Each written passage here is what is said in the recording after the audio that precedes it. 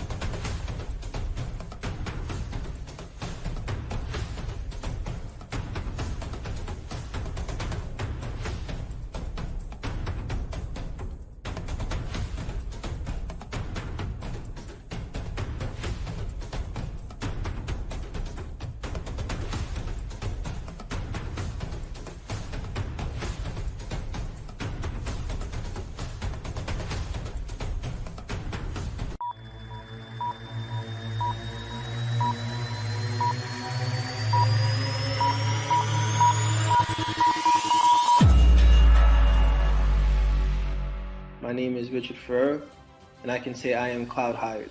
That yes, come and join and get cloud hired. I'm cloud hired. I'm cloud hired. I'm cloud hired. Hey, Go Cloud Architect family, I'm cloud hired.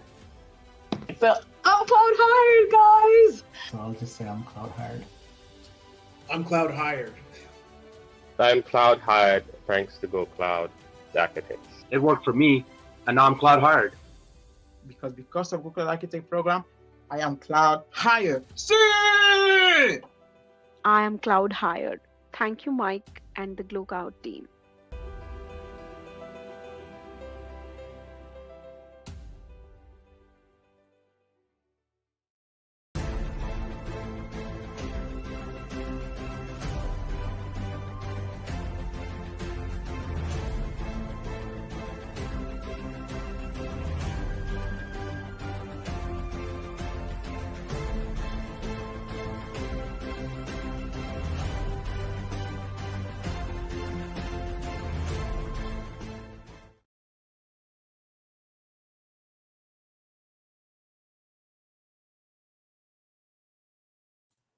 Welcome everyone. This is Michael Gibbs and I'm the founder and CEO of Go Cloud Careers, and I'm here today to help you build your best cloud computing career. Maybe your goal is to become a cloud architect, maybe you desire to become a cloud engineer, maybe you desire to become a network engineer or a network architect or a cloud network architect or a security architect or a cloud security architect. That's why we're here, to help you build your best cloud computing career. See, I know the shortest distance between 2 points is a straight line. I know in my career, I had a mentor, and that mentor told me exactly what to do, and I reached levels in my career that most people never reached inside of the first 2 years, while other people would have taken decades to get there. The point is because I had a mentor. And that's why I'm here, to help you build your best cloud computing career. So ask me your questions, because I know exactly what you need for all these careers. I've been working in technology now for more than 2.5 decades, more than that. And I've spent more than 2 decades either helping people get their first tech job, teaching them how to prepare for the technical interview, teaching them how to win the technical interview, teaching them how to get promoted, increase their salaries. And I want to help you, whatever your cloud computing career is. So ask your questions. That's why we're here. I'm here for at least an hour, can probably go a little longer than that, maybe 90 minutes, and answer any question you have to make sure you can build your career. So ask us your questions in the chat box.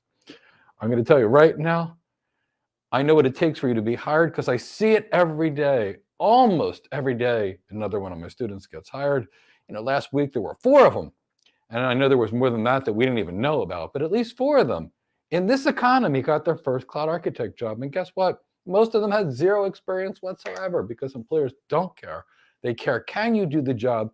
Are you great at the job? And do you have the attributes that they need? And that's why I'm here, to make sure you do things and build your best career. Before we begin, let me remind you about some free things that we have.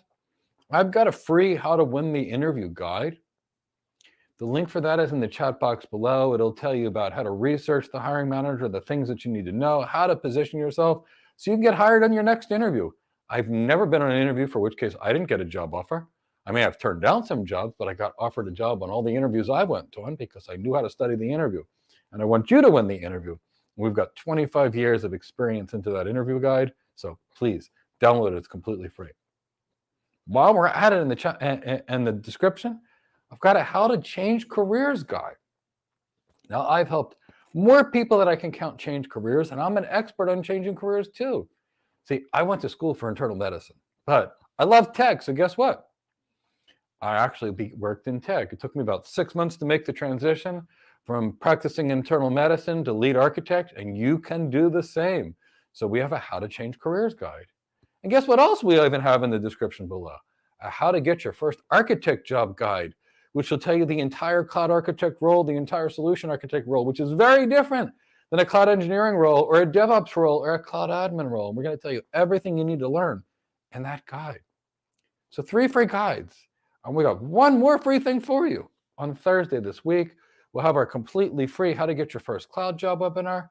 And you can come to this webinar. We will tell you everything you need to become the ultimate cloud architect, how to get hired when you have no experience, everything that you need to learn, what are real cloud projects versus the stuff that 99% of the people do, which convinces the hiring managers not to hire them because they prep for the wrong job.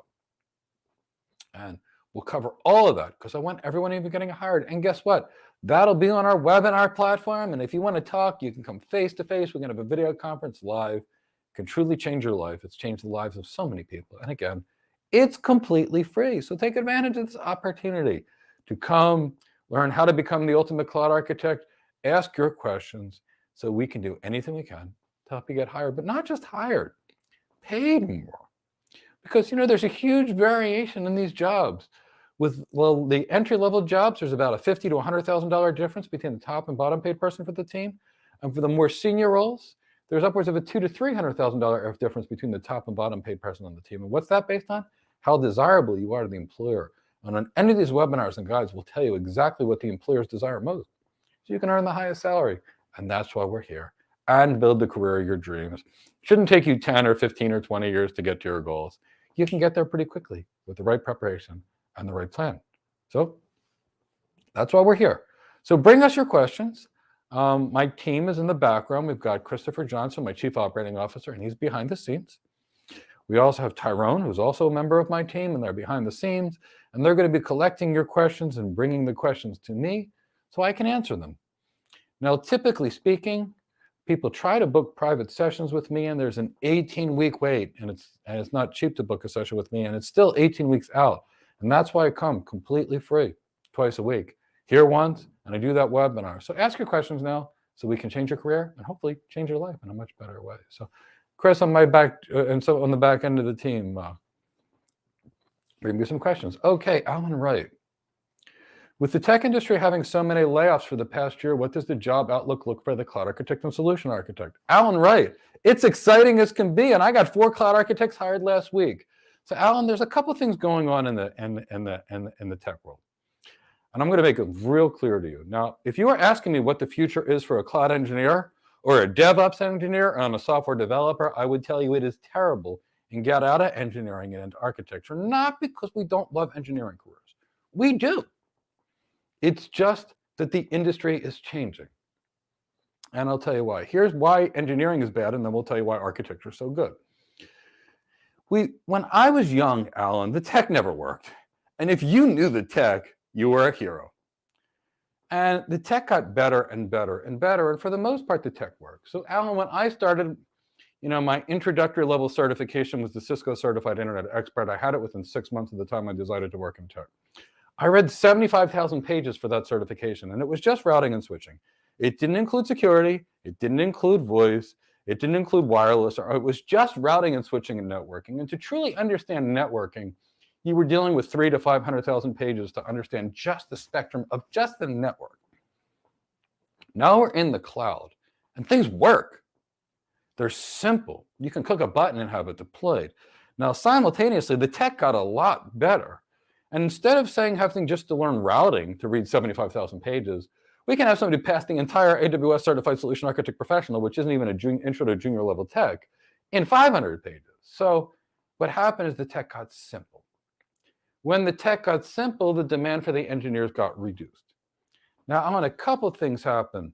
Now, cloud technology is very easy to work remote, which means it doesn't matter if my software engineer is in California, Chicago, Cayman Islands, Cambodia, or Cameroon, or Cape Town, South Africa. So what will an employer do? They'll use arbitrage and fire the people in the more expensive places, the US, UK, and Canada, and they will hire their engineers overseas. Why not Cameroon, or Cape Town, or the Cayman Islands, or Curacao, or anywhere where you can find a lot of highly motivated people? So engineers are getting laid off. Now, if that wasn't bad enough for the engineers, we've got AI, which can write a Terraform script, a Python script, spew out all the AWS or Azure or Google CLI in the world. Now, it's not perfect, so you're still going to need one engineer to manage the AI, but one engineer now, augmented by AI, can be anywhere in the world and do the work of 10 engineers. And that's why you're seeing massive amounts of tech layoffs while they're still hiring architects. So Alan, right, architects are great. Now, Alan, as more artificial intelligence comes around, as more technology comes around, the world needs more architects for the following reason. Architects like me, we don't touch the technology, we don't code, we don't configure, so we're not in any danger of being replaced by AI.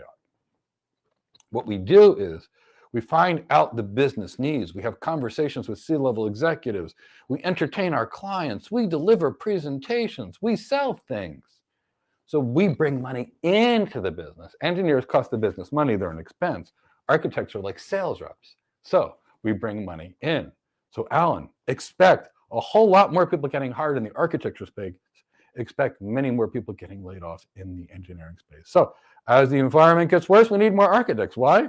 Architects work with organizations to use tech to improve their revenue, to decrease their operating expenses, to help them get rid of more expensive employees and outsource them to cheaper parts of the world. That's what architects do. So as the economy gets worse, we need more and more and more architects and less engineers. Now, Alan Wright, I also want to caution you on layoffs. The way high-tech companies have worked for the last 2.5, 3 decades is as follows. They hire everybody smart that they can, and they evaluate all their employees. They stack rank them. Best employee, worst employee. And Alan, most well-run tech companies get rid of the bottom 5 to 10% every year. Now, what's been going on was, during COVID, companies were just hiring, and they had people that did nothing. And then they did nothing, waiting for the next big project. And companies did not lay off because of the tight labor market. And now organizations are cutting a lot of their dead weight, and they're cutting positions which are no longer necessary. For example, Microsoft is a big architecture-focused company. They got rid of 10,000 engineers, and in the same day, invested $10 billion in ChatGPT. So it wasn't that they were trying to get rid of money, they were trying to manage certain people out of their business. So expect to see a lot more architect jobs. Sadly, expect to see engineers being laid off in the US, Canada, and UK, and hired in places like South Africa, Nigeria. We've got a very educated workforce, specifically in technology, India, Pakistan, and that's going to be the future. So, Alan, whatever career you're in, make sure that you aren't somebody that can be replaced. You can't replace soft skills. You can't replace executive presence. You can't replace leadership skills, bringing out the best in others. You can't replace communication skills. You can't replace that je ne sais quoi, or the gravitas that an executive has, and the feeling you can give someone. So, Alan, architecture, great. We've got a great architecture program. We decide to train you, but don't worry about architect positions going away. But engineering positions, they're going, and gone. Now, there will be an architect of the future, which is an architect that's got business acumen, leadership skills, sales skills, executive presence, and those types of things. And that's why we have the Tech Career Accelerator program for engineers that want to get out of the dead-end engineering and move into these distinguished architect roles. Not because engineering itself was ever dead-end in the past, it was not. But with the artificial intelligence being able to do what engineers do, the engineers are going to need to adapt, otherwise they'll be replaced by technology. And it's not just engineers, it's blog writers and many other people, social media managers, because AI is really good for that. But can't replace people, can't do architecture, can't design, present, and sell. So architect is great, Alan. Just stay out of engineering and you'll be good to go. Of course, we can move on to the next question. Alan Wright, would I suggest you go straight for the professional and associate, then professional? Alan, here's the thing.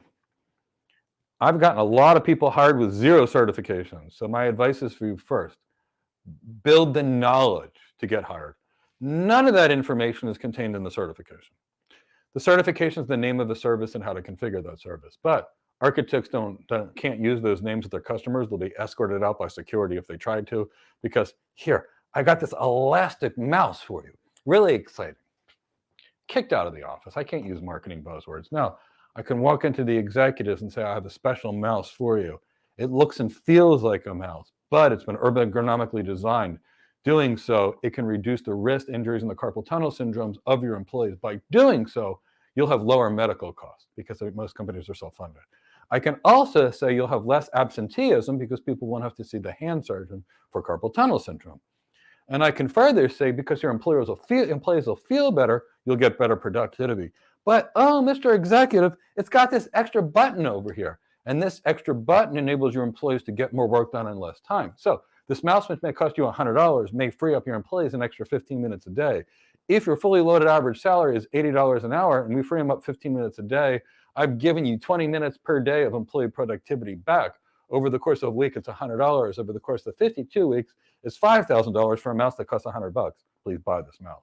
So get the skills to be an architect first, and then do any certification you want. Remember, that certification is like the icing on the cake. Make sure you get the cake first. The cake meaning your system design skills, your networking knowledge, your data center knowledge, your cloud knowledge, your multi-cloud knowledge, your leadership skills, your sales skills, your executive presence, your emotional intelligence, your business acumen, your how to put the pieces together, how to sell, and your CXO relevancy. Once you've done that, then get your certification. And the reality is you'll get hired with either the associate or the professional. I'd probably just do the professional first because I don't think it's a challenging exam. That's where I would start. But it's up to you. How good are you at taking tests? And the other thing that I would say, Alan, is it depends on how much you know about tech. So for example, if you've been in tech a long time, do the associate and then the professional. And here's why. The AWS exams are kind of like AWS brainwashing. How could you do it in the way that's best for AWS that's going to lock you into using as many AWS services as possible? And if you really know, a lot of those questions on these certifications are going to be wrong. They're all going to be wrong because you might want to do something better. So I'd say if you're really experienced, do the associate and then the professional. But if you've got no knowledge whatsoever and you don't need any knowledge to pass these exams, I'd say go straight to the professional, and you won't be struggling. For example, when you get to these questions, you might say, well, Cisco does it this way. Microsoft does it this way. Google would do it this way, but this is the AWS way. So pick the AWS one. Now that's what you have to do if you understand it and you've got deep depth of knowledge. But if you don't know a lot, you can go straight for that professional and say, hey, I read this in the certification book, click, do the professional, and be done with it. So kind of keep it that way. It's the exact opposite you would approach these things, because you would normally think, start with the associate if you've got no background, but the certifications will be harder if you know what you're doing, because you're going to have to violate your knowledge in order to pick the best answer for the exam. I hope I answered your question there, Alan.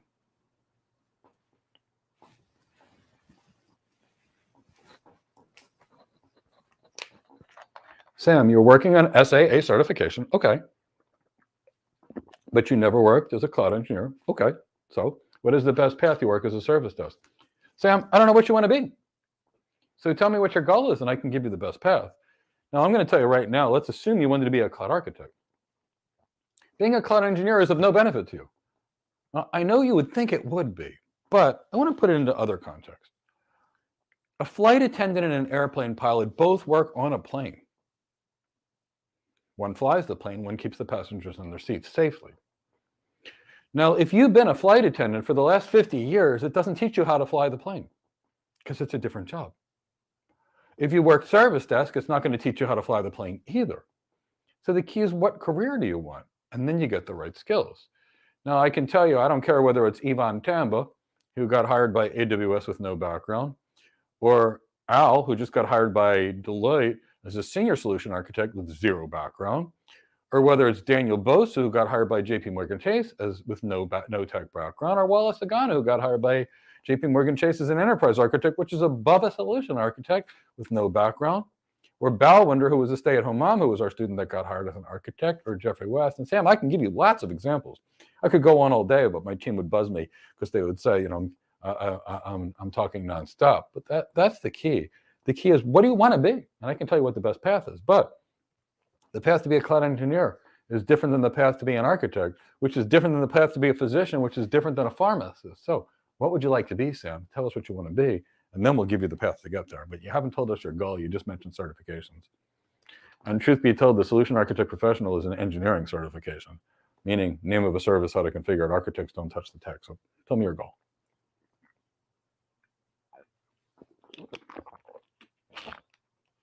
Ernest, do architects work on one project at a time? Ernest, it depends on how big of an architect you are. So let me give you the example. If you're working on small projects, and let's say you're at AWS, Azure, or Google, and you're working with mini customers, the customers that are buying, a $50,000 a month service, you could be working with 50 customers at a time. If you're working, now Ernest, if you're working with the kind of customers that I work with, where it takes 50 architects to even design a solution for a customer, and we're dealing with, a couple $100 million a year of services, or at least $100 million a year of services, maybe $200 million a year. And it's going to be on 3 clouds. I'm going to be on that one project for a year, 6 months before I go to the next project. So it really depends. So the more sophisticated you are and the better you are, they'll be putting you on bigger and bigger and bigger projects. And as that occurs, you'll never be able to work on more than one project at a time. But if you work in smaller commercial, not global enterprise customers, then you could work on one.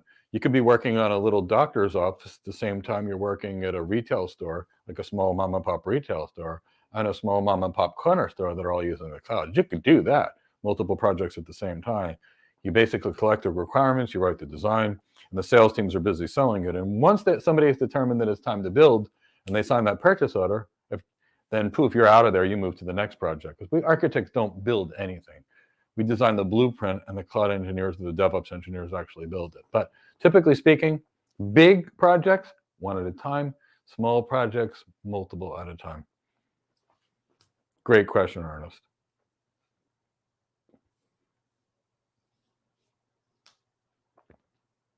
Josh, any specific tips for a sophomore in a university who's trying to become a cloud architect out of school? You prioritize networking to not get caught up in marketing terms. Well, Josh, you're going to need training. For example, we just had someone a week ago, his name was Nyan. He just got his first cloud architect job directly out of school. He took our program while he was in school. And he was really concerned because he was on the US on a visa. And his concern was, if I don't get a job fast, I'm going to have to be forced to go home to India. Really, really great guy, nice guy, smart guy. And he took our cloud architect career development program, and he was actually out there. But as soon as he graduated, he had a job as a cloud architect because of our training. Now, if you're not with us and you want to be a cloud architect, here's what I'm going to tell you. Because a cloud architect, Josh, designs, presents, and sells technology. Design, present, and sell. And Josh, our world starts by asking the executive, what would you like to achieve in your business? Now, Josh, that specific piece is what we do. So we're not like engineers that we're focused on the tech, we're focused on making the business better. So you must understand how to communicate to the C-level executive, Josh, which means a CFO, a CTO, a CIO, a COO, for example. So that's CXO relevancy. So you can take a CXO relevancy course, or you can take our program. I took multiple CXO relevancy courses. It was about $20,000 worth of courses that I took personally just for that. Cisco paid for them, and other companies paid for them, or you can take our course.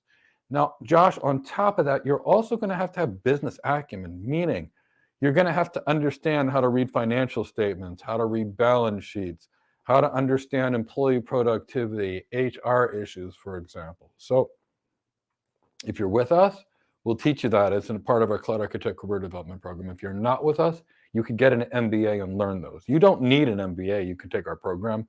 But if you're with us, we're going to teach you. But if not, you're not going to be an architect on tech. You're going to need that business acumen. So either take our course or get an MBA. Whichever, I don't care. I just want you to get hired.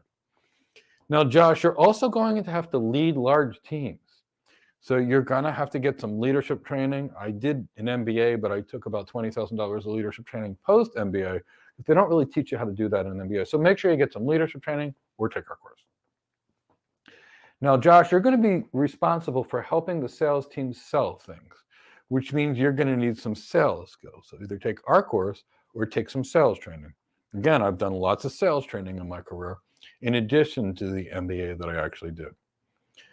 Now, from there, because we're going to be forced to take our clients golfing, we're going to be entertaining them, buying lunches, dinners, and drinks.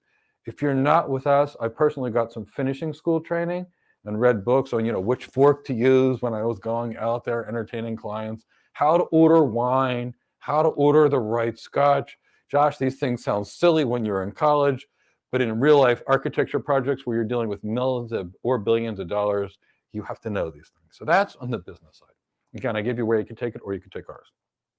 Now, next, networking is great. I love that you're learning it. Make sure you understand BGP. Make sure you understand interior gateway protocols such as LSPF. Make sure you understand subnetting, supernetting, route summarization, route aggregation, etc. Make sure you understand Ethernet well. Make sure you understand VLANs, VLAN tagging, VLAN trunking, port channel, Ether channel, link aggregation, group spanning tree, and rapid spanning tree, DNS, DHCP, ARP, and proxy ARP. Again, we teach that. If you're not with us, you can get some very good training from either Cisco or Global Knowledge that will cover that.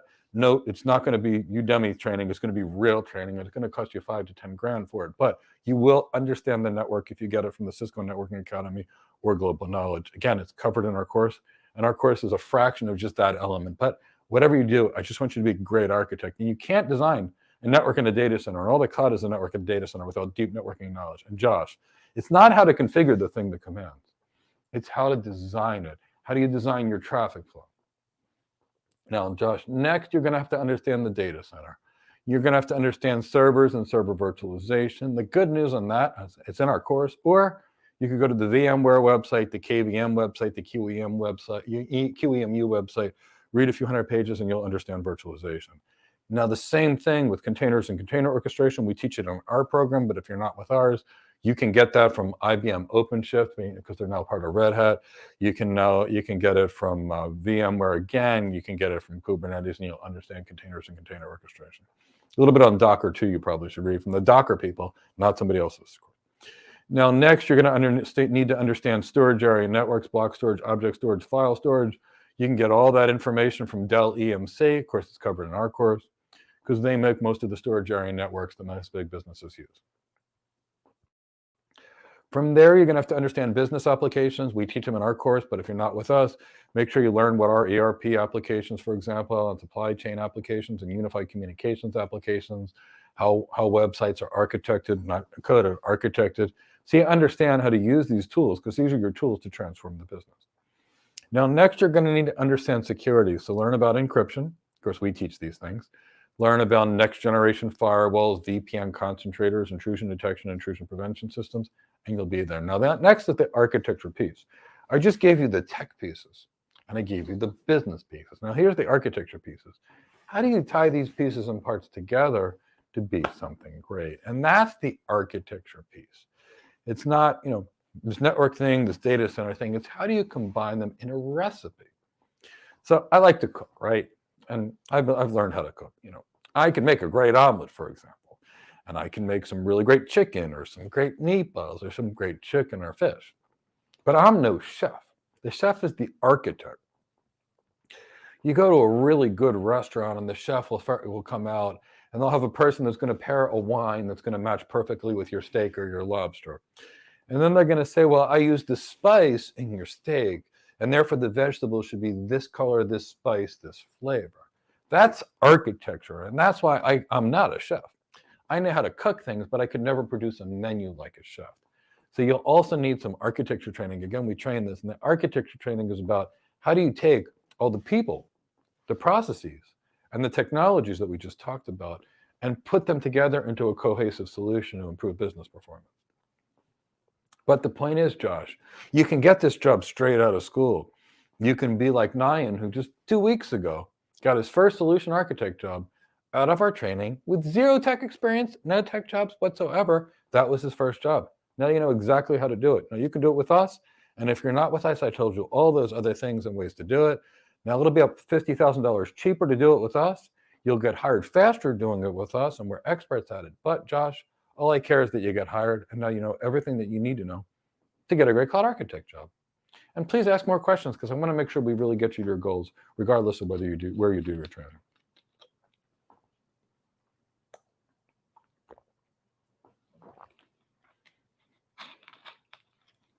Wise Mickey, what's the difference between a solution architect, DevOps engineer, and SRE? No, okay. As far as job descriptions, they're completely worthless. We wrote a good LinkedIn post. My team can send you why they're worthless. We speak to hiring managers and they're worthless. We speak to the VPs of HR and they'll tell you they're worthless. A job description is meaningless. I've never had more than 10% of what's on a job description. So I'm going to lump DevOps and SRE together because I'm not a DevOps engineer or an SRE, and they're very similar, and I'll tell you an architect. So Wise Milky, an architect is like me. They're dressed like me, by the way. They typically show up in a suit.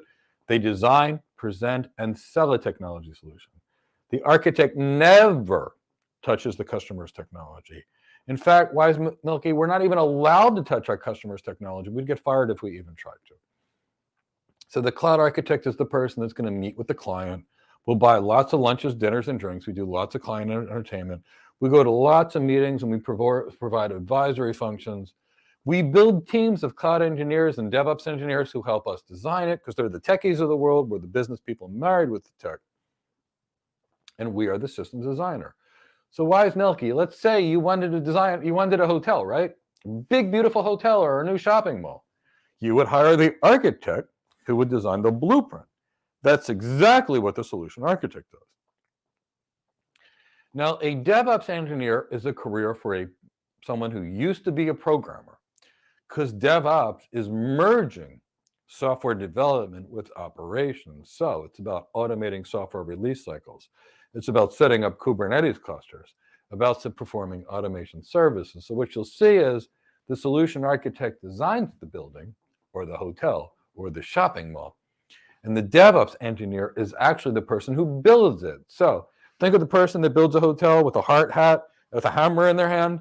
Think of them as like a DevOps engineer or as a cloud engineer. Think of the person that shows up in a suit that's taking the people golfing and talking to the people and giving presentations and writing the documents, the pencil pusher of the world, as the architect. Now, I've been both an engineer and an architect. Here's the other side, Wise Milky.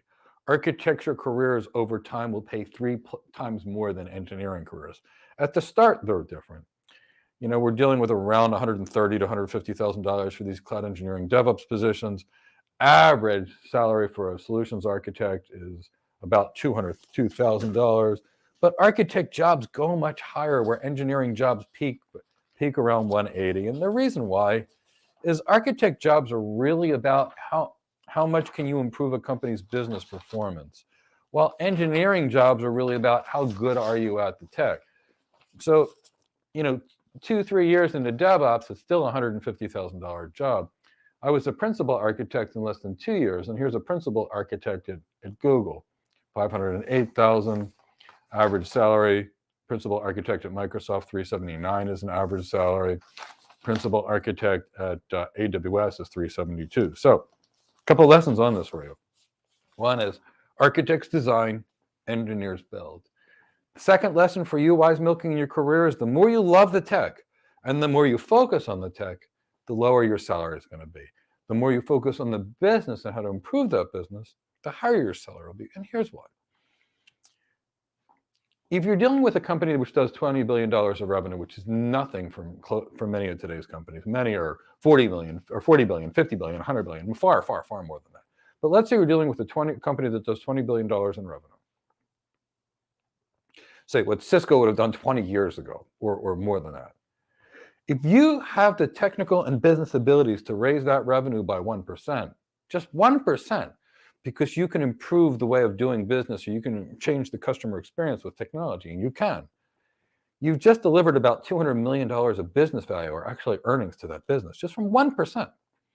Now, if you made a business $200 million a year and you say, I want to get paid $2 million, they can say, okay, whatever you want. But architecture is that business transformation. So engineering is about how to do it. And I wish this wasn't the case, but the person who wields the hard hat and uses the hammer just does not get paid as much as the person who designs the Burj Al Arab, or the London Heathrow Airport, or the Mall of America, or, you know, any big building or any shopping mall. So I hope I answered your question. Architect, 50% business, 50% tech. DevOps, SRE, 100% tech. Focused on the tech.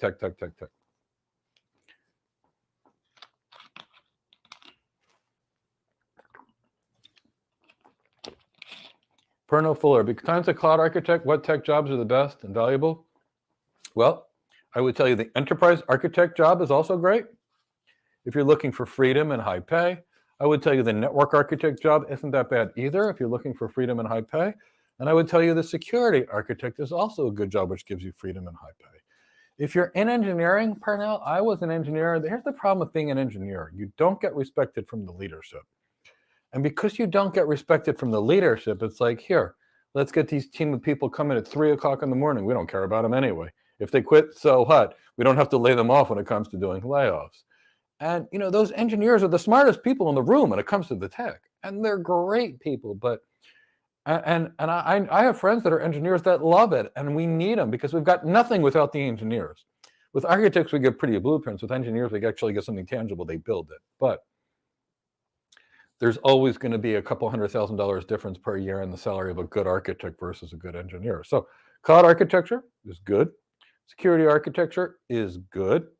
My preference is enterprise architecture, and that's why when we teach cloud architects, we bias them towards enterprise architecture, and I do that for a reason. First, it's what the employers really want, and secondly, it provides a much higher salary and much more career growth, because organizations are not looking for a techie architect. They're looking for someone that can truly impact business performance. So kind of keep that in the back of your mind. They're your best. Tyrone, looks like we've got some questions, so let me get to them.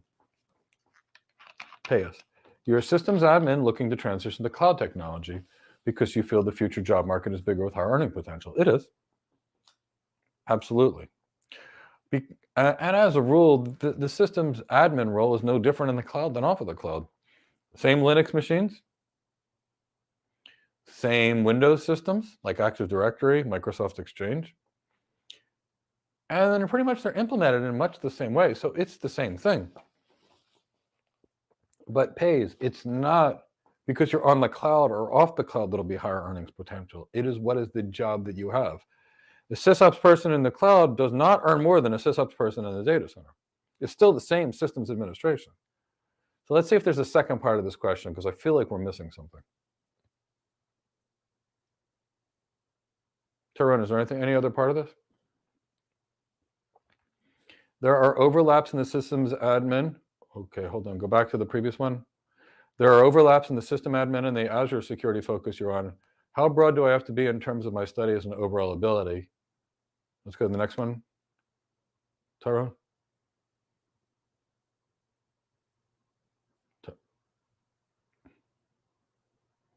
Chris or Tyrone, if you can get these questions in order so I can read them. Can you just be IAM admin or role-based access control, conditional access, or you need to be well-vexed on things like network security? Pays, I don't know what job you want. Tell me which job you want and I can help you.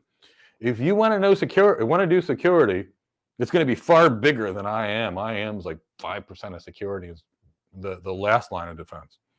Do you want to do sysadmin, in which case it's the same job you're doing now? Do you want to be an architect? Do you want to be an engineer? Do you want to be defensive security, where you defend the systems? Do you want to be a defensive security architect, where you design the systems versus build the systems? Do you want to be an offensive security, where you attack the systems? Tell me what your goal is, and I can tell you where to get there. But you're going to have to be really good at whatever it is. But I just don't know what that job is, because I really have no idea what you're looking to do. Can you give me a little more clarification? I'll help you there. And while we wait, Tyrone, if you can go to the next one. Azure Cloud Security. There's no such thing as Azure Cloud Security. So if you'd like to do cloud security pages, we have to understand this. 98% of organizations use more than one cloud, which means you can't do Azure Cloud Security. You can do cloud security. Now, the second part of this page is if you use the cloud native security stuff, whether it be AWS WAF, Azure's proprietary security, or Google's proprietary security, you're not dealing with the latest and greatest security anything.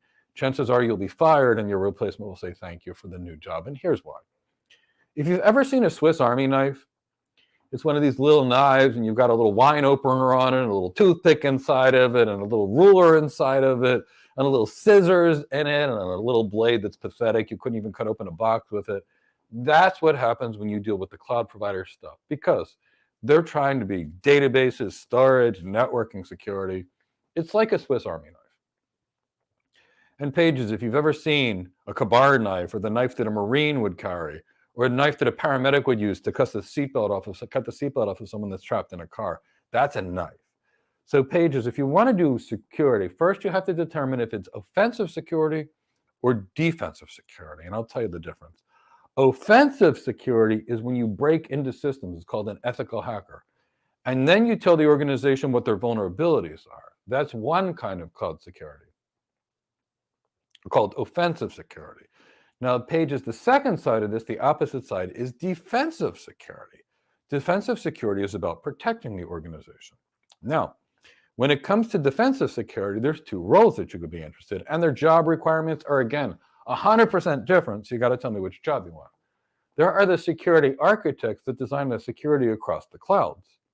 And then there are the security engineers which actually build it. So we still need to know this.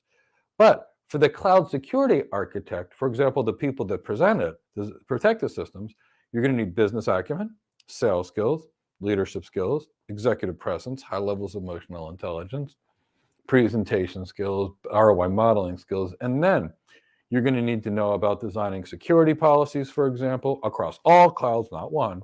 Nobody uses a single cloud like Azure anymore. That's dead. Died about a year ago. You're going to need to know all about next generation firewalls, because you can't use that cloud native security stuff. It's not enough. You're going to need to know about content delivery networks and DDoS protection. You're going to have to understand security frameworks, for example. You're going to have to understand how the systems need to be locked down, like whether you're putting host-based firewalls on the system, what services need to be disabled. You'll need to understand about encryption strategies, data loss prevention strategies, security and event management, log correlation, those kind of things that you would have to design as a security architect.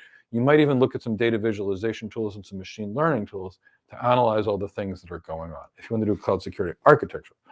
Now, Pages, if you want to do cloud security engineering, it's a completely different job.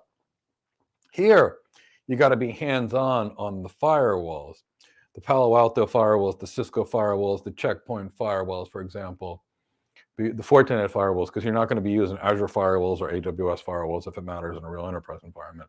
You're going to have to understand how to work with intrusion detection, intrusion prevention systems, for example. You're going to have to understand physically how to lock down systems, removing packages from Linux and Windows systems to make sure, closing down unnecessary ports, installing the firewalls, installing the IDS, IPS systems, working with authentication systems like Active Directory, and federating those Active Directory systems in to the cloud providers, because you're not going to be using them, the cloud provider stuff. I am. And then you'll still be having to look about how to configure encryption, for example, as an engineer. So architect, design, present, and sell it. Defensive engineer, build the systems that block it. Now, of course, we have those offensive people who basically hack into systems, which basically typically work with things like Kali Linux or Parrot Linux and break into systems and determine vulnerabilities, and then advise the organization on how to do it. So that's how you would do it. But it's not going to be a big overlap with what you're doing now. It's going to be completely different. The only thing that would be similar is sysadmins typically add users, but IAM is kind of like the last line of defense. So here's the way I view IAM. Let's say you got a castle with a giant wall around it, okay? That wall is the firewall. Can't get in there. You've got a good firewall. Now, a really secure environment would have two sets of firewalls because each firewall runs differently. Now, if you got past the firewall on the second firewall, good security architecture for a castle would be, say, have a moat, which is like this giant lake, and you'd probably fill the lake with sharks and things, really killer sharks, to eat anybody that got over that. That would be called intrusion detection. Now, while you're at it, if you were going to defend a castle, you'd probably have some knights with swords and things like that would be there in case anybody got past the giant wall around the castle, swam through the moat, didn't get eaten by the sharks. You'd have your knights take them out. All that stuff before they knock on the door and say, "Hi, it's Mike, I'm here." Now that's your IAM. It's the last and least significant part of the entire security strategy, because you got all those other things, and we didn't even talk about access control lists and host-based firewalls, all those things beyond the things we talked about. So, great question. If you give me a little more, I can tell you more about how to get there, but I think I was able to help you define them at least to defensive security engineering, defensive security architecture, or offensive security. But it'll never be Azure Cloud Security, it'll just be cloud security.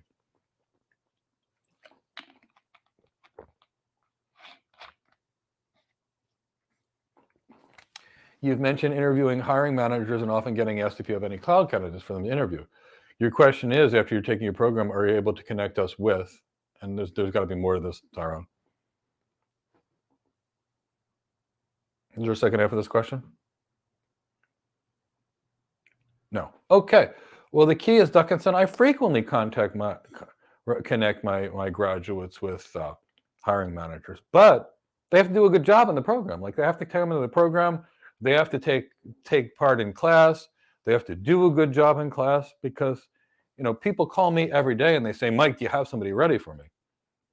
And I'm not going to introduce them to someone that bought the course and never showed up for class, because if they did, chances are we never trained them. And just because they bought something isn't, and we've got our ethics. But a couple things. So, Duckinson, most of our people never apply for jobs because they are so aggressively recruited because they're part of GoCloud Careers. And we've got a reputation for hiring managers because we don't do what everybody else does. Hiring managers tell us every day, "Mike, I don't want a certified person with 10 certifications that knows 0. I want one of your people because of the design, presentation, sales, leadership, executive presence, and the fact that you're teaching architecture." So you should have no problem getting hired. And Duckinson, you wouldn't get hired after the program. You would get hired in our program. All of our students get hired in our program, and graduation is when you are hired. Not when you're done at some silly arbitrary time, when you are hired. And you will attend our on-demand classes until you are hired. You'll be communicating people with each other in Slack until you are hired. You'll be doing your projects and your work until you are hired. And we even give you 12 months in our live classes. Now, you don't need 12 months to get hired, but we even let you stay in the live classes for 12 months because everybody that takes our course will be hired if they do the work and participate. And that's why we don't quit on you. As long as you don't quit on you, We don't quit on you either. Stay with us until you are hired. Good question, though.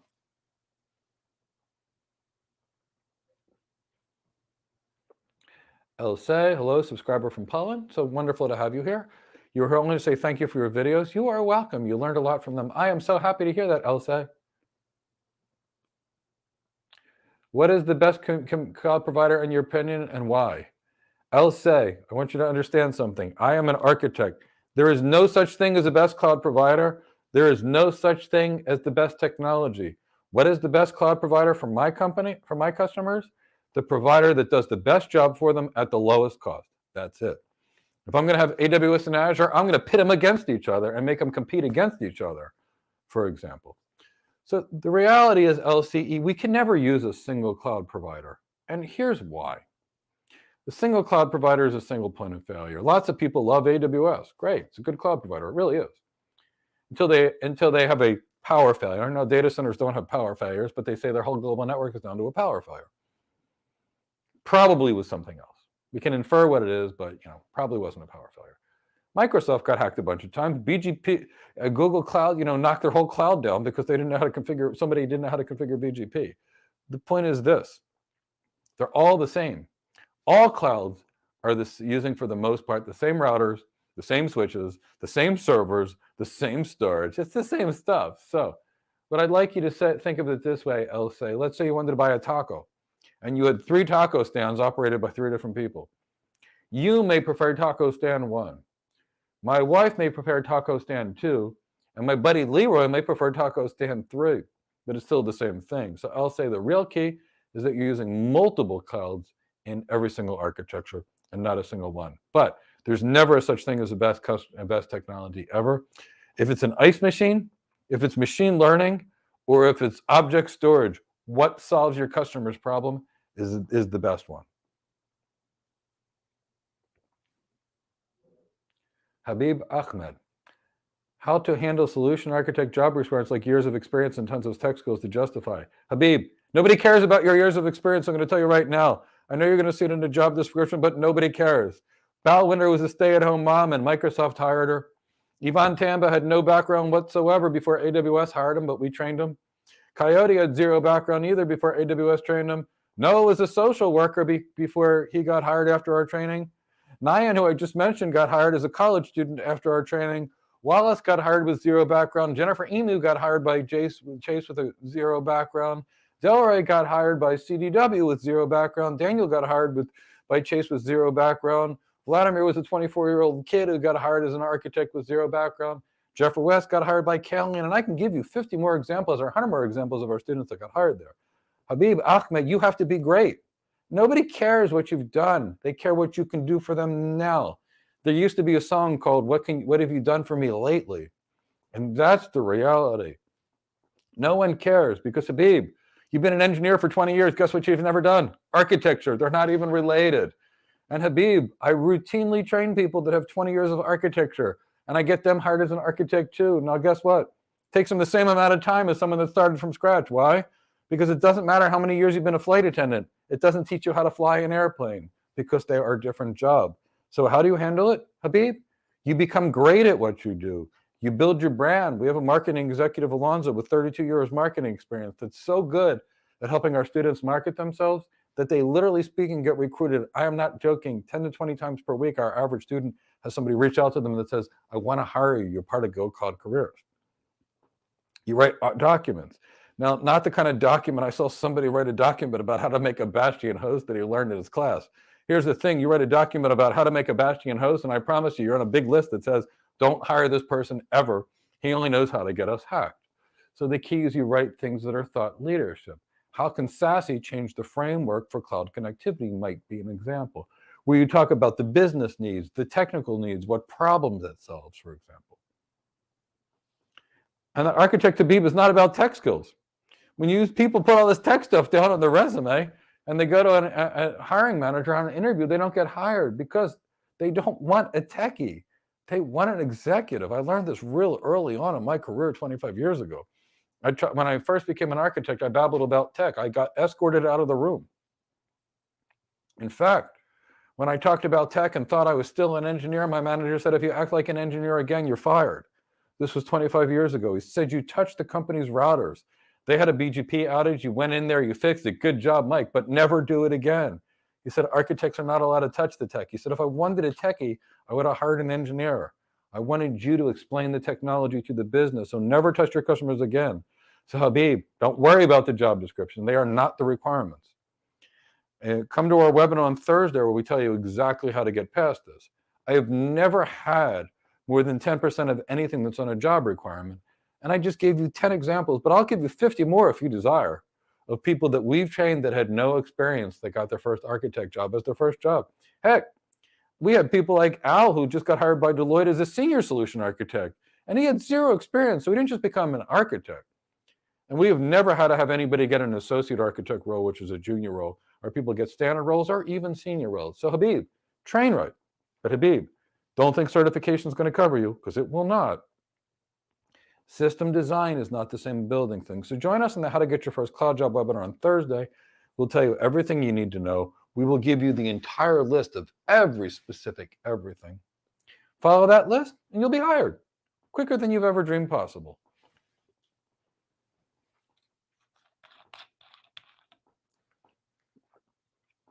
John, oh, you did DevOps training. Okay, maybe if you want to be a DevOps engineer, that's great, with some cloud engineer experience. Okay. You've taken a couple of interviews, but no prospects. You don't think have an interview. You're from Ireland. So John, two things. What job are you trying to interview for?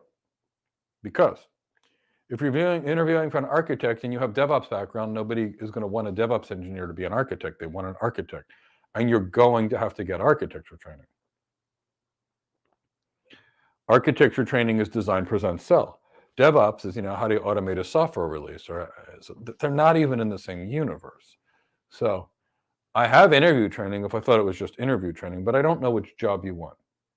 Tell me which job you want, Jono, and I can easily help you get there. But I'm going to tell you right now, when we're dealing with people that have the AWS DevOps professional that are applying for cloud architect jobs, they go on interviews and they fail every interview until we remove the DevOps certifications. Because we don't want DevOps engineers and our architects, we want architects. So I don't know which job you're looking for. If you want to be an architect, we could train you to be an architect. If you want to be a DevOps engineer and you've got good DevOps engineering background, we can give you the interview skills with our Tech Interview Mastery program. And we've gotten people hired all over the world with all kinds of backgrounds. Everything from New Zealand to Germany to lots of people in the US, UK, Scotland, Ireland getting hired all the time. So that's never a problem. But the key is, what job do you want? But I'm going to tell you right now, DevOps has nothing to do with architecture. It's like saying I've been a flight attendant and I want to be hired as a pilot. Same thing with cloud engineering. That's like saying I've been an airline engine mechanic, but now I want to fly the plane. Again, totally unrelated. But if you want to be a cloud engineer and you're not getting hired as a cloud engineer, we could prep you with interviews with our Tech Interview Mastery program. And if you've got good DevOps background and you understand the DevOps tools, again, we could help you with our interview program. But if it's architecture you want to do, being a DevOps engineer and being a cloud engineer will not prepare you for architecture. You're going to have to learn different. It's like a nurse that wants to become a doctor, and they've been a nurse for 20 years. And they say, I want to be a doctor. And they apply to medical school, and they say, you got to start at ground zero like everybody else. It's that. So, John, tell us what career you want, and then we can help you.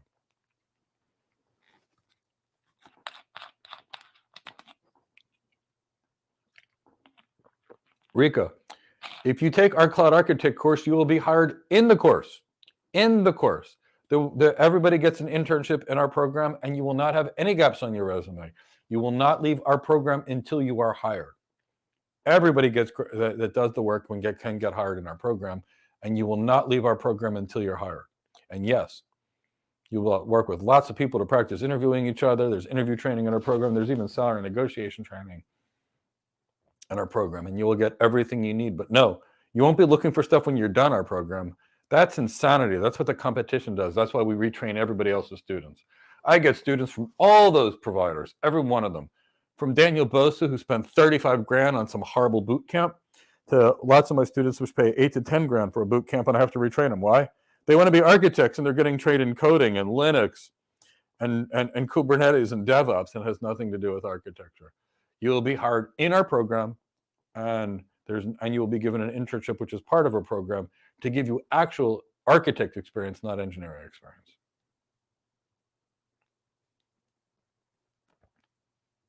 If I had to pick 2 out of the 3 cloud providers to learn, which 2 would it be? Well, you're basically asking me, should I learn how to drive a Ford or should I learn how to drive a Chevy? I wouldn't do either. I would learn to drive a car. It doesn't matter which cloud provider, it's all the same. If I asked you to go pick up an apple from a supermarket, would I have to train you on supermarkets? No. If you understand the network and the data center, you know all clouds. A virtual machine, which is the basis of all computing in all clouds. When it's in the data center, it's typically via Citrix Xen, VMware, some flavor of ESXi or vSphere, or KVM, the Linux hypervisor, which is identical to an AWS EC2 instance, Azure virtual machine, Oracle virtual machine, or Google Compute Engine instance. It's the same. It's all the same. Conversely, if we're dealing with block storage, it doesn't matter if I buy block storage from Dell EMC and it sits on my data center, or if it's AWS S3 or Microsoft Blob or Google Cloud Storage. It's the same stuff. They could have all bought it from Dell EMC. The only difference is, the marketing companies put their branding thing. So it's the same stuff. So, Shashan Ali, there are no top cloud providers to learn. There is the cloud. Learn the cloud. 98% of organizations use more than 2 clouds. If I was going to pick only 2 cloud providers, I'd pick AWS and Azure. I would skip Google. Why? Google's losing money on the cloud. They've never made a dime on it. They have such small market share. Who knows if they cancel their cloud in the future, because nobody's using the Google cloud.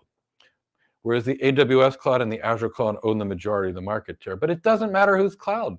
It's all the same. So learn the cloud. So would you just learn how to drive a Ford and a Chevy? Oh my God, you go rent a car and you got to drive a Toyota and you don't know what to do? Or there's a Hyundai, or there's a BMW, or an Audi, or a Mercedes. No, you learn how to drive a car. So I wouldn't pick any of the cloud providers to learn. I would learn the cloud, and I would get some silly certification, either the Azure Solution Architect Expert or the AWS Certified Solution Architect Professional, to show that you know one cloud. But remember, certifications don't teach you anything. Learn the cloud. If you know the cloud, you know all the clouds. And then after that, get a certification, Azure or AWS. Skip the Google one. And while I love the Oracle Cloud, unless you're in healthcare, I'd probably skip the Oracle Cloud certifications. But when it comes to healthcare, Oracle's probably in the best position to design the best healthcare strategies. And here's the reason why. Oracle just purchased Cerner, I think, for like $29 billion or something like that this year, a lot of money. And Cerner has well over 1,000 medical professionals working for them. They make some of the biggest electronic health records in the world. And now Oracle now owns one of the biggest healthcare tech companies. So in healthcare, I see Oracle as the market leader in the future. But all in all, cloud's the cloud. Where do you buy your Kleenex from? Do you call it Kleenex? Do you call it Puffs? Do you call it tissue? Who cares? Identical thing. So not which cloud providers to learn the cloud. John, you have a business background with a BSc and an MBA. Good. You feel you will do better with less coding rather than DevOps, so that you're learning and understand the concept. And of course, just bagged an MSc in Information Systems and Business Performance. What do I advise you to go? DevOps or Solution Architect? John, what do you want to do? Yeah, so John, I have a philosophy. I don't care what you did yesterday. I care what you want to be in the future. I used to practice medicine. Now I do tech. Now, if I would have said, look, I got this, $100,000 plus education in healthcare, and I studied it for 7 years, I'd be stuck doing healthcare. What do you want to do, John? If you don't want to code, be an architect, because guess what? There's no coding as an architect, and you're going to be coding every day as a DevOps engineer. If you want to earn 3 times more, don't become an engineer, become an architect. But if you like the tech, become DevOps. So what do you want to do? One's not better than worse. I got a buddy, Moses. If I knock on the door of his house, the next thing you realize, his lights flicker outside his house. You walk in and the lights change temperature, and as you follow me in the house, you push a button, you got a coffee in that house. It's kind of wild. It kind of scares me and freaks me out at the same time. Everything is automated and tech in because he loves that. Me, personally, I don't want any of that. I don't want anything that could be hacked in my house. I don't like any of that. I like to live nice and simply. Me, my wife, my cat, we've got some big screen TVs, we've got some good audio equipment, but I like to live very simply. I want manual control and I don't want anything hackable. So what do you enjoy? If you enjoy designing systems and solving business problems, be an architect. If you want to sit behind a desk and code, be a DevOps engineer. But that's really the key, is you got to know what you want. But you're going to need training to be an architect, which is fine.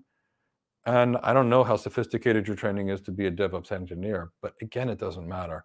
What matters, John, is that you do what you love. I practiced in healthcare. I didn't love it. I did something else. I did 2 MBAs, actually, because I thought they were interesting. But, the point is it matters what you want to do. What will make you happy? If you like meeting people, be an architect. If you like taking people to dinner with a company credit card, be an architect. You like buying dinners and drinks on a company credit card, be an architect. You like giving presentations, be an architect. You want to work the booth at conferences and talk to people, you want to be an architect. You're looking for maximum salary and you want to move to the C-suite one day, like a CTO or a CIO, be an architect. But you don't like to talk to people, be a DevOps engineer. You want to hide behind a desk, be a DevOps engineer. You want to code, be a DevOps engineer. You want an environment where people pretty much don't know that you're there other than submitting, things, you're a DevOps engineer. So what's going to make you happiest? That's what I think you should do. Me personally, I gave up engineering for architecture 25 years ago, and I would never, ever look back.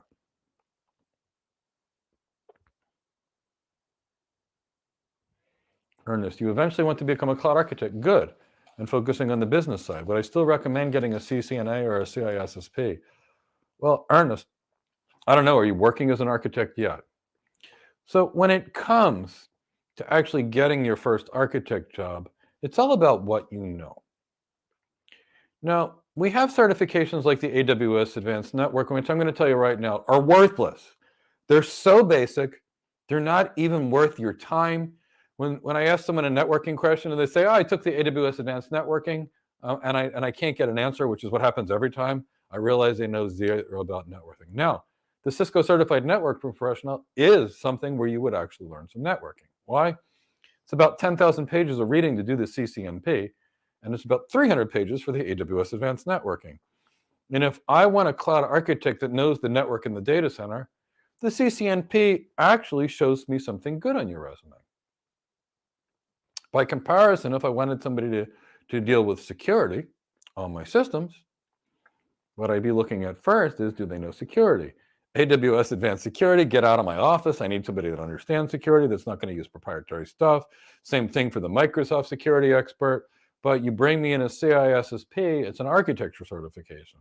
At least I know that the person knows something about designing a security policy, that they have an idea of governance, and they have an idea of security models and frameworks, that they have an understanding of what is a firewall, what is an IDS/IPS system, what is an encryption. So again, it's going to show me something. Now, Ernest, you can get hired like Del Rabat, one of our students, who had 0 certifications whatsoever as an architect. But if I was going to get a certification, I'd get 1 cloud certification, like the Azure Solutions Architect Expert or the AWS Certified Solution Architect Professional, and I'd get a real industry certification, like the CISSP or CCNA. And I would use that along with all the other training, to become a cloud architect.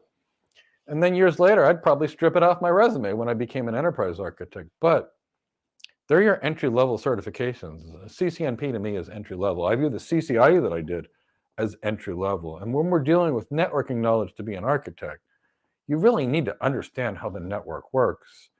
And, in a CCNP certification, you will be forced to learn something.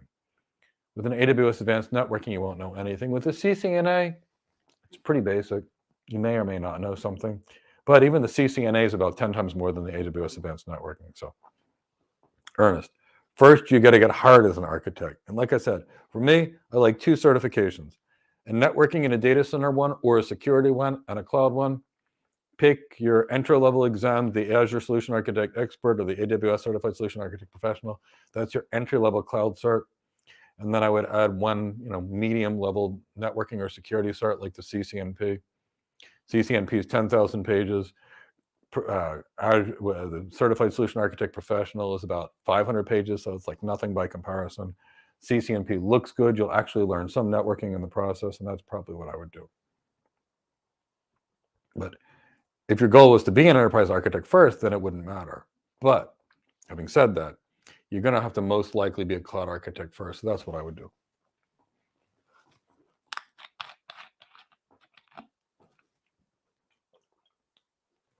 Pages, new information and definitely helpful. Thank you. Now, if you're the tutor, you'll definitely consider enrolling in our courses. Pages, I teach many, many, many of the classes, but see, I can't teach them all, and here's why. I am an enterprise architect and a network architect with 25 years experience. And I'd say I teach about a third of the classes. But I have 2 PhD business school professors teaching some of the business acumen skills. I have an application architect that's got 20 years, somebody that's got 20 years experience working in applications to help teach the application architecture thing, because that's not mine. I have some employees at AWS, for example. Lohit is one of them, for example. And he's got a big application background, so he also teaches about APIs and other things in a manner that I could never do. I also have Mark and Imran. Between the two of them, we're dealing with about 40 years of networking knowledge and multiple Cisco certified internet experts, and they also help out in there. I have a VP from NVIDIA who periodically comes in and teaches my students, things that they need to get hired. I have executives that come in with 30 years experience that also come in and get hired. So I try to have a team of all the world's greatest people. Look, we're not one of those little certification mills where you're dealing with an 8X certified person that's never worked in tech in their life. Oh, I got a certification here. I can teach you something that I don't know. That's not us. But there's people that teach our course have hundreds of years of combined experience in tech. And I'm one of the key tutors. And I obviously build the plan, the strategy, and I teach lots of classes. I'm teaching tomorrow, first thing tomorrow at 10 a.m. I'm teaching a class on BGP. Love to see you there. It'll be a really fun class. As it stands, our average architect earns $202,000 a year, which is just over $800 a day. So every day, the sooner you get into our program, the sooner you'll be hired. And $800 a day or $16,000 a month, I'd rather you join now than 2 months from now, because you'll get hired and earn about, you'll get hired early or 2 months early, and that's worth $32,000 to our average graduate. Love to work with you, though.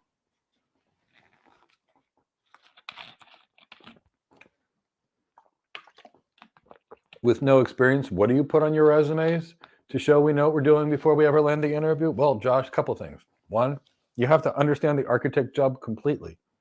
2, you have to take the things that you've done in your life and translate them into architecture things. Now, we have a marketing executive that does that with our students. We can't give away all of our secrets here. But, you have to know how to do this. You have to know how to take your old job and translate it to your new job. For example, in my first architect job, Josh, and it was on my resume, I used to practice internal medicine. And you'd say there's no correlation, right? You'd be completely wrong. So here's what I do when I practice medicine. A patient comes in with a problem, and I say, "What brings you in today, sir or ma'am?" And they say, "My throat hurts." And Josh, I say to the patient, "Could you tell me what makes your throat better or worse?" And the patient says, "Well, it hurts if I scream at my kids, and it feels better when I drink tea." And I'm like, "Well, don't scream at your kids and drink some tea." And the next thing that I do is I ask the patient if I can examine them. Take a tongue depressor flashlight, look in their throat, listen to their heart and their lungs. From there, I make a diagnosis. And from there, I make a treatment plan called a prescription. So, doctor interview a patient, examine the patient, make a diagnosis and a treatment plan. Now, what did I do as an architect? Well, I go interview the business. "Mr. CEO, could you please tell me about your business goals, your business pain points, your business challenge?" And I listen to everything they tell me. From there, I examine their systems. I bring in a team of really techie cloud engineers, and they go examine the organization's systems, their CPUs, their servers, their storage, everything. Next, me as the architect, I make a diagnosis, and then I make a plan. Doctor, interview a patient. Architect, interview a client. Doctor, examine the patient. Architect, examine the patient systems. Doctor, make a diagnosis. Architect, diagnosis. Doctor, make a plan called the prescription. Architect, make a plan called an architecture. It's the same job. So what you need to do, and this is why we have this in our program, is we have expert architects and expert marketing executives that teach in our course how to translate your old job into your new job so it looks like you have experience. And here's the reality.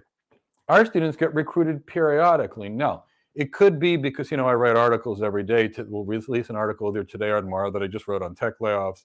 You'll find me in Forbes, you'll find me in CIO Magazine, Investors Business Daily, HR.com, CFO.com, Information Week, Tech Republic, Tech Radar, and everybody knows the Go Cloud Career students.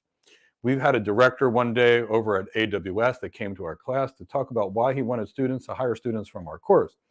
We had a VP from a cloud provider, a VP of HR recently come in and talk about why they wanted to hire our students, whether they had experience or not because of the way we trained them. We trained many of our employees. We had an employee who basically turned down an enterprise architect job afterwards. And then their chief information officer had a call with Chris and I and said, hey, look, this person turned us down, but how many more people you got like this guy in your program? And we have example after example after example. So what you put on your resumes is going to be based upon highlighting your skills and your strengths. I don't know what they are. If you're in our program, our team would know and they'd know how to advise you on what to do. But that's the key. The key is to take whatever it is from your background that shows you have experience. Being a captain of a football team, for example, shows leadership experience far more than saying I used to code. So what have you done?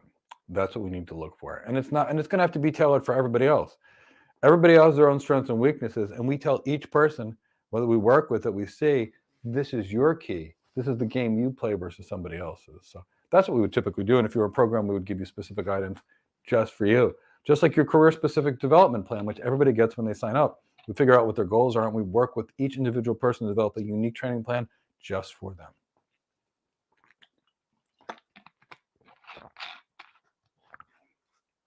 What's the long-term career for cloud jobs? Extremely good, but it will not be for those with AWS certs. It will be for those who truly understand the cloud, because everyone, well, not everyone, 98% of people use more than one cloud, which means if you only know AWS, you will be 50 times less likely to get hired than if you know multi-cloud. Now, Bless, and the question is now, and the technology is all moving to the cloud, but it's not where everybody's going to pull it out of their data center and go to the cloud. We advise people against that. Many companies did it, and they found out that the cloud is more expensive under the right circumstances than they were in the data center.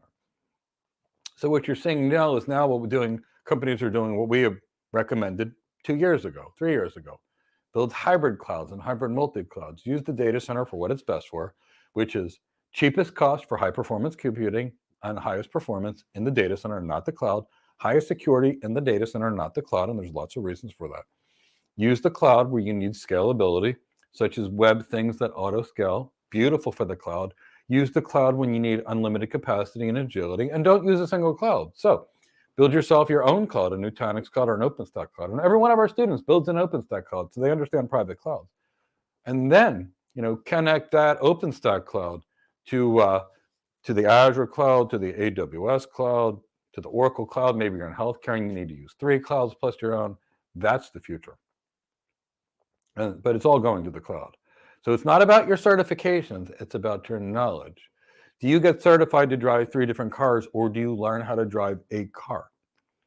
You need the knowledge. Now, Blessed, and I'm going to make this very clear.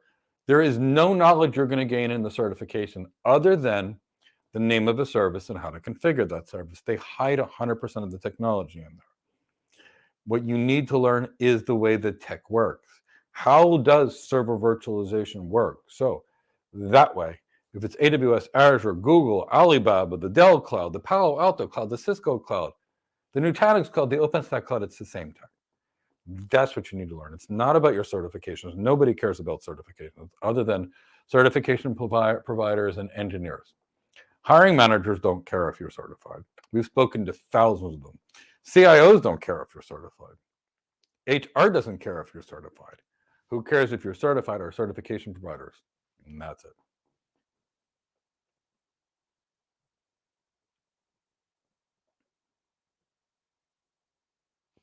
Bobby Hubbard, hey Mike, you started the program about 2 weeks ago and you want to start applying now, even though you're so early into the program. Any advice?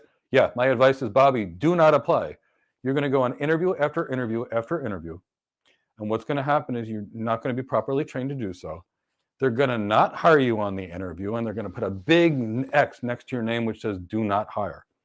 My recommendation is you come to class, and when you're in the class and you can design all these architectures on your own and explain all these architectures, then it's time to apply. But I wouldn't ask someone in their second week of medical school to go apply for a hospital. I would not. So my recommendation is please don't do that. All you'll be doing is hurting yourself. Because you carry the name Go Cloud Careers, it will be harmful to all the other students that depend on our good name to get hired, and it will do nothing for you.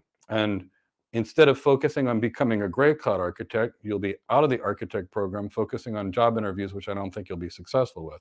So my recommendation is for you to do the program that you bought, become a world-class architect, and then follow the program. If you follow the program, you won't be applying for jobs. The employers will be coming to you. And that's why we have the marketing and branding section after you're competent, because we don't want you applying for jobs. So if you want our help, make sure you follow the program first. Then when you go through the program, you'll have our resume and branding work and our LinkedIn things, and then you should get hired. But my advice is not to try and do something when you're not ready. That would be everything that I'm against. Everything I'm about is being great at what you do, being the best you can possibly be, and delivering such value for your employer that they give you a raise.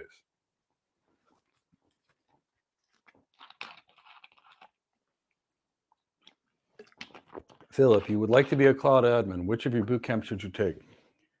Philip, I love the cats that you got on your photo. Philip, we do not train cloud administrators, and I'll tell you why. In today's world, there is no place for the cloud admin role anymore. Consider it to be a dead job, and people will be replaced. And here's why. We used to hire the cloud admin to basically click a couple boxes on the management console to install some things, maybe add a username. Now, with DevOps itself, and a good DevOps engineer, I can have one DevOps engineer replace 30 cloud admins. And guess what? I'm going to have one person replace 30 cloud admins. And that DevOps engineer can be in India, Africa, or anywhere in between. I'm probably not even going to hire a US-based cloud engineer now to do so. So the cloud admin role is dead. The other reason you don't want to do cloud admin is it's by far the lowest paying salary you can get. A cloud admin salary is typically about $60,000. A cloud engineer is typically about $120,000, and a cloud architect average is $200,000, but it can go much higher. So there's that.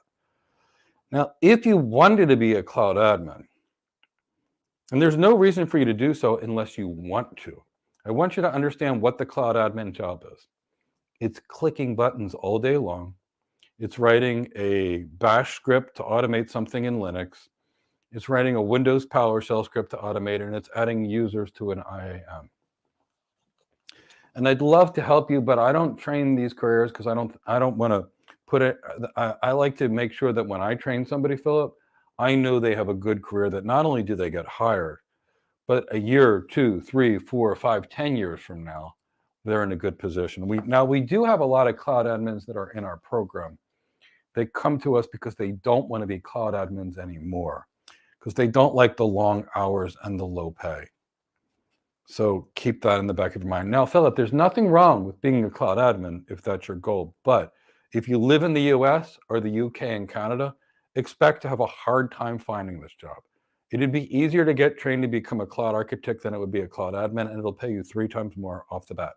So keep that in the mind, that it's going to be very hard to get a job, because we don't need them anymore. We can have a DevOps engineer replace 20 or 30 cloud admins. So at this point, I would say, determine whether you want to be a cloud engineer or a cloud architect. And that's what I would recommend.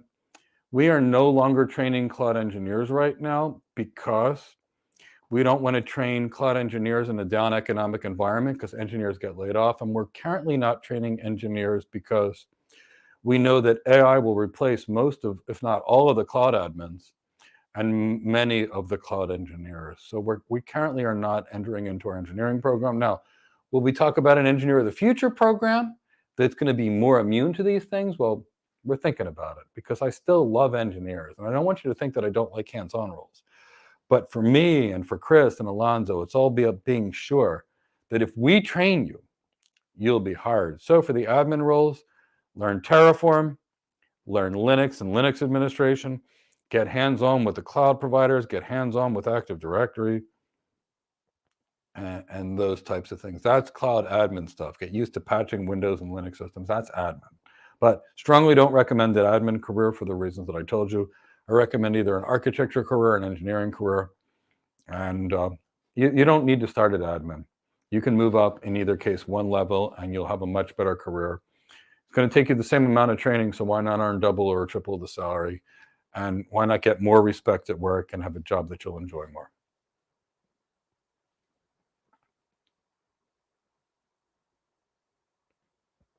Say you're a unified communications engineer and want your career.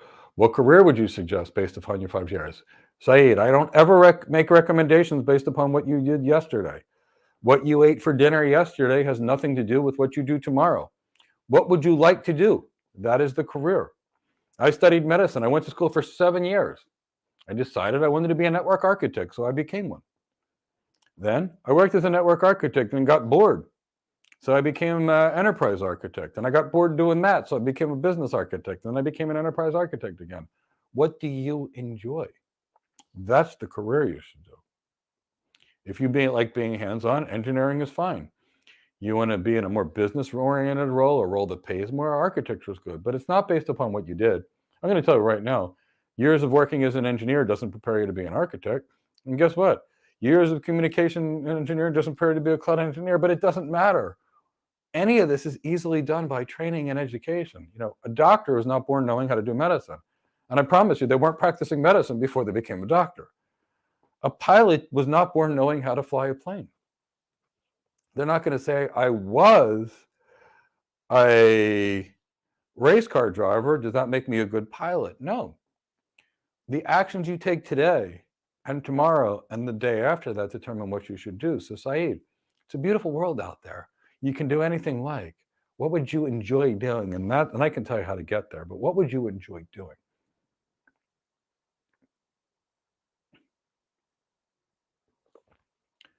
Evans, does the program offer executive business training? Absolutely.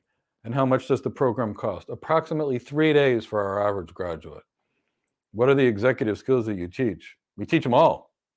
Whether it be executive presence, executive communication, leadership skills, executive sales skills, ROI modeling, all the business acumen that's necessary, the emotional intelligence piece, and so many more. Evans, we do have a program that has one-on-one mentorship, but it's well over $25,000. We do have the option to do one-on-one mentorship as well for 1,200 hours an hour with me or our team, and there's an 18-week wait for that, and that's why I'm here free twice per week. But in all of our programs, there's mentorship. Every assignment that you turn in, whether it's a tell me about yourself video or a career plan, my team will give you feedback. In the 3 live classes that we have per week, and every program that we have, they are conducted live and you can ask questions so you'll get through with that. And you really won't need any one-to-one sessions or mentorship sessions with us. We have our students work in teams, and we've gotten people hired with 0 background every day without one-on-one mentoring. Now, we do have a one-on-one program if you want. We can easily arrange that for you. We have no problem doing that. But just keep that in the back of your mind. We do have that available, but we're able to get you hired for $2,500, which is 3 days pay for the average graduate. And, I want to have a program that makes everybody happy. If I can get somebody hired for 3 days pay, I feel good about it because, 3 days pay. And, I've got a lot of students all across the globe that are saying, Mike, oh my God, I bought your course. You charged me 10 times too little for it. And now I got a $160,000 job or a $200,000 job, and they're excited. So, Evans, we do have a means to get that done. If you desire, contact info@GoCloudCareers and we can arrange something special for you. But it's not needed. You will do wonderful in our Cloud Architect Career Development Program or our Elite Cloud Architect Program, which includes this incredible program, plus our Business Acumen and Leadership Executive Program, which is much more executive coaching that's in here, plus our interview training program, and our Elite Architect Program is unbelievable. All of our programs are unbelievable, but that's something I'm incredibly proud of. We took a $50,000 business education and sucked that down into a $5,000 package. We took private sessions from the interview program with executives and people that have been hiring, and chief people officers from HR, people that have been hiring tech people for 30 years and interview experts, and there's that. And of course, this course, which has got a faculty like you can't even imagine.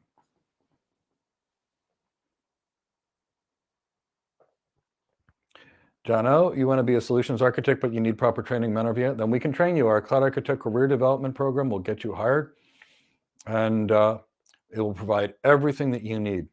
You could start tomorrow in class with me, and soon, meaning 6 to 12 months, based upon how fast you progress, you should be working as a cloud architect and really, really, really enjoying it. And I use the term cloud architect versus solution architect for the following reason. A solution architect only knows one cloud as a rule, and a cloud architect knows them all. And cloud architects earn more than solution architects. Now, a cloud architect can easily take a solution architect job, but a solution architect can't easily take a cloud architect job. So we train you for the better job. Now, many people get a solutions architect job as their first job, but many of them go straight to cloud architect job. We don't really care. We figure if you get 150 to 250 architect jobs straight out of our program, we consider that to be a success, especially when you have no background, and we can easily help you, and I'd be honored to do so. How long will it take you? Approximately 6 to 12 months. It may take you a little less because you have the MBA. The other things that you've done won't really help that much because they're not really architecture, they're engineering. But a lot of it's business acumen, so I'd say 6 to 12 months, potentially a little less if you've got some time because of the business acumen, because of the MBA that you've already done.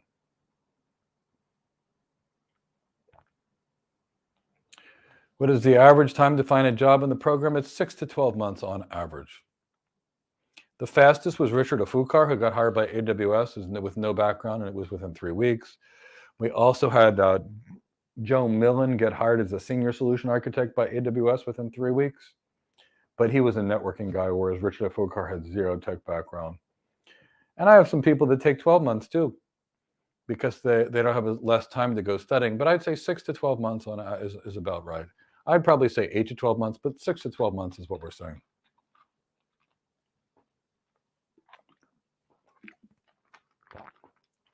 MJBR, what about sales positions in the cloud? Can I talk about them a little bit? Yes. Sales positions are excellent. They're high-paying jobs, and all architect jobs are sales jobs. All of them. And you know, what does the sales rep do? They obtain customer business requirements. They figure out what their business challenges are, just like the cloud architect does.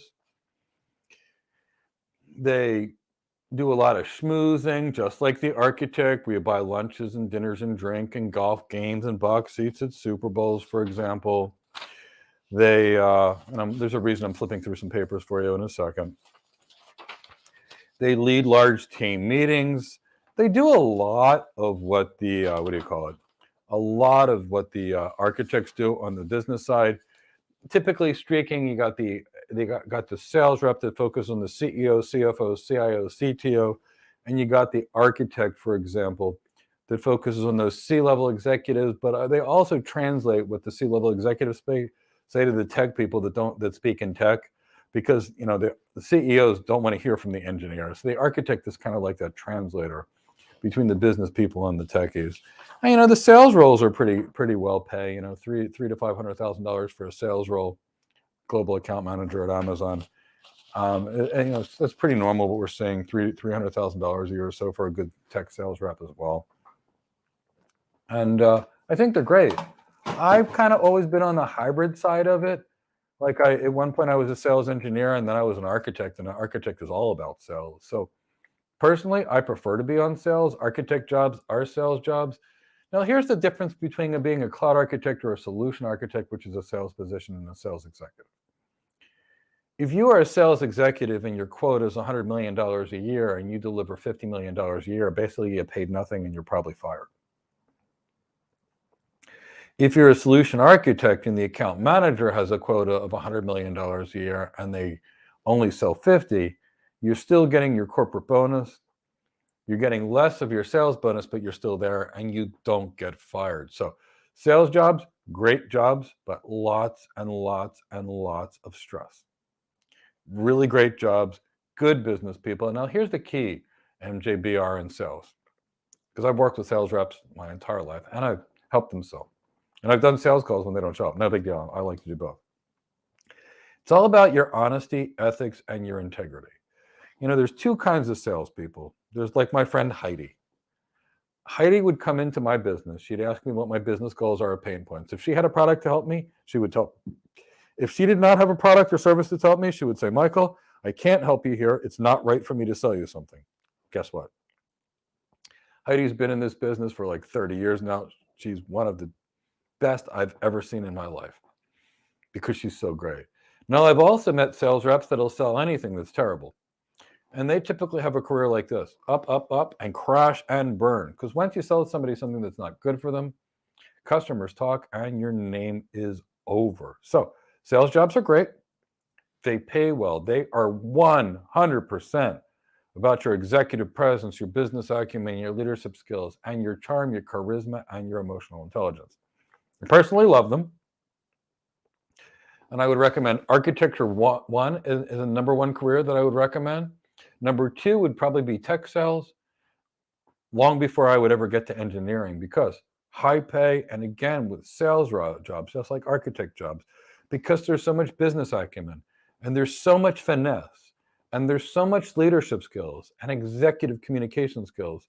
These jobs can, sales rep, be VP of sales, chief revenue officer, architects, chief information officer, chief technology officer, other big roles, VP of engineering, VP of architecture, because when you combine the business acumen and solving people's problems, that's where the highest paying jobs in the world are. Hope I answered your question. I'm happy to ask some more. Sylvia, could you please give an background on the cybersecurity architect path? Of course. Do you need a CS or science background? No. None of these jobs are about certifications. None of these jobs are about careers. They're about, can you solve your customer's business problem? And I've trained a tremendous number of cloud security architects that are working all over the place in our Cloud Architect Career Development Program. Here's an example of somebody without a 4-year degree. Delroy Batt took our course, 0 certifications, no tech background, got hired by CDW as a cloud security architect. Now, we've got lots of examples. Robert Welch recently got hired as a security architect. I can give you example after example. We've got so many. But what do you need to do? Design, present, and sell a technology solution to keep an organization safe. So, Sylvia, this is a job where you don't touch the tech. This is not a job where you configure a firewall. This is one where you figure out what the organization's security policy should be. You determine what the organization's training needs are. After walking around and asking people questions, what and whether you need to do an anti-social engineering campaign, an anti-phishing campaign, for example, then you're determining what the demilitarized zone strategies need to look like, your firewall, your IDS strategies. You're looking at the organization's encryption strategies, whether the organization's zero trust strategy, if or should they adopt it. You're looking at the security of the organization's routing. You're looking at the logging events that are done, your data loss protection. So it's all cybersecurity architect is all about the design, the plan to secure a business. But no, it has nothing to do with your degrees. Look, I love degrees, and degrees help. I've got multiple master's degrees, so I don't have a problem with degrees, but all the jobs I ever got were before anybody knew that I had a degree. I did the degrees because I just love education. And I believe in it strongly, and I always wanted to better myself. So, no, it doesn't matter. Now, if you wanted to move out of a security architect job and into a C-suite role, you probably need a degree for that. But again, it's not going to be in computer science. And here's the thing. For architects, I don't recommend tech degrees at all. I recommend business degrees because it's much more of a business job. So if I was going to get any degree, it would be a degree in business. And I do have a master's degree in business. I have no tech degrees, and yet I've been in tech for 25 years. Got degrees in healthcare, practiced plenty of internal medicine in my life, but that's the key. They don't teach in a college, in a master's or a bachelor's degrees, CS degree, anything related to what we actually do in today's world. They teach programming as a rule. And why is programming a rule? If you look at supply and demand curves, where they intersect, Everybody knows how to code everywhere in the world, and the need isn't that great. So the price of a coder is low. Very few people know how to secure an enterprise, so the price of that is very high. So focus on the things that make you better. It's your business acumen, your leadership, or your security knowledge, not computer science degrees. Good question, though.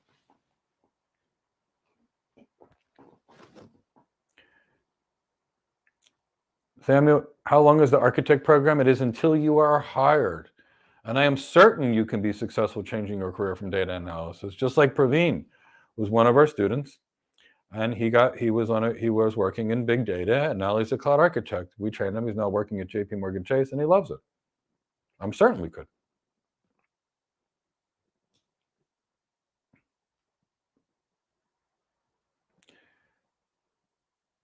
I think we answered this question already. Oh, maybe not. MJBR, which certification would you recommend for a salesperson with no tech background to get into tech sales? People don't hire you because of the certification. They hire you because of your charm, your charisma, your emotional intelligence, your leadership skills, your that. That's what I would focus on. And there was a joke, and it was pretty terrible a joke, but it's the reality. So I've worked with the $300,000 to $500,000 plus sales reps for the last 25 years. And here's what they tell me. I don't know any of this tech work. That's why I've got a sales engineer or a solution architect next to me. They have no idea. Why? It's not their job. Their job is to go in there, schmooze, take the clients out boozing, take the clients to a Super Bowl game, get in there, buy lunch, really figure out what the company needs, figure out how to build such a strong relationship that when an RFI or RFP comes, the RFI, RFP, or RFQ is directed based upon the company, the sales rep's strengths, the services and solutions they have to offer. It's getting rid of objections and getting the architect to design something that's actually going to work. So there's no certification that's there. And if I was going to get one, it'd probably be like a cloud practitioner if you wanted to get one, because that is a sales certification. Even the solution architect associate, it would be the most basic thing, because MGBR, JBR, if you look like a techie, they won't want you as a sales rep. I knew one great tech company where the sales engineers kept wanting to become sales reps, and they said no. The sales engineers would leave the company. And I remember asking the leadership why. And they said, every time we put a sales engineer in a sales role, they offend the customer. They try to get so techie that we no longer allow it to do it, because we lose all our engineers and we have to fire them when we do relationships. We just don't allow it. So it's not about certifications. It's about, can you sell?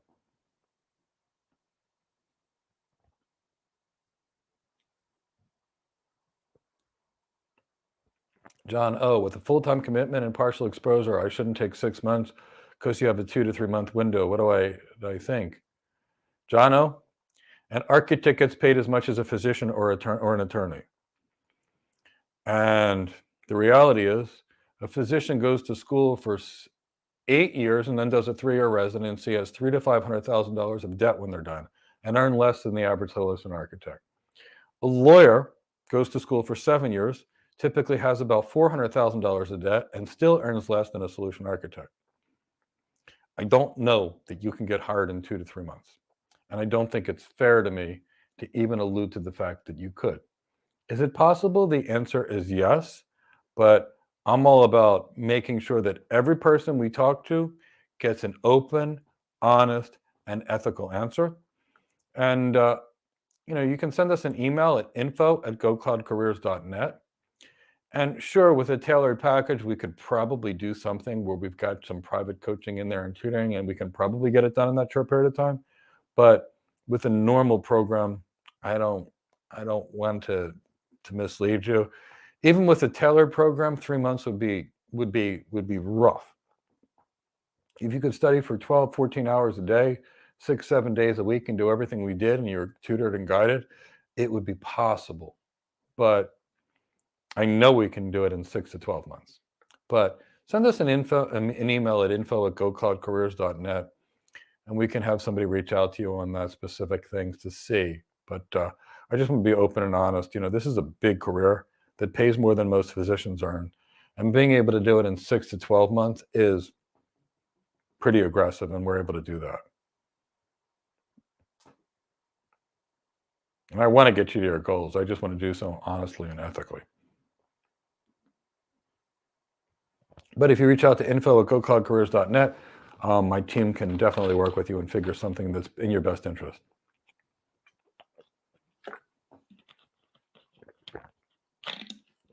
Any others from my team? If not, I will close here because I'm kind of running out of time anyway before the next media interview that I have to speak to.